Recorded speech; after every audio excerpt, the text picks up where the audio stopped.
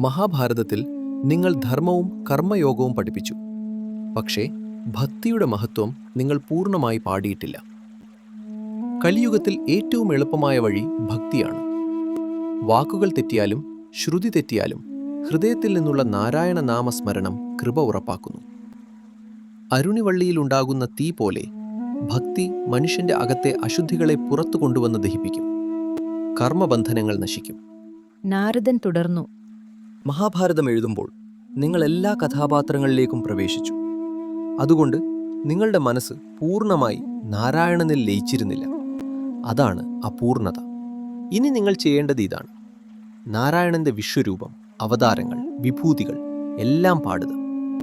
അവൻ എന്തുകൊണ്ട് രൂപവും നാമവും സ്വീകരിക്കുന്നുവെന്ന് ലോകത്തോട് വിശദീകരിക്കുക.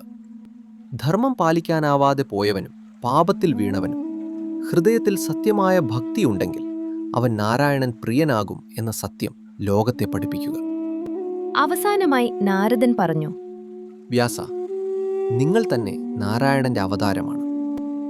മനുഷ്യരക്ഷയ്ക്കായാണ് നിങ്ങൾ ജനിച്ചത്. നിങ്ങളുടെ യഥാർത്ഥ സ്വഭാവം മറക്കരുത്. വീണ്ടും വീണ്ടും നാരായണന്റെ മഹത്വം പാടുക. അപ്പോൾ നിങ്ങൾ തേടിയിരുന്ന സമാധാനം നിങ്ങൾക്ക് ലഭിക്കും. വ്യാസൻ നാരദന്റെ പാദങ്ങളിൽ തല കുനിച്ചു. അവന്റെ ഉള്ളിൽ ദീർഘകാലമായി കുടുങ്ങിക്കിടന്ന ഭാരമൊഴിഞ്ഞു.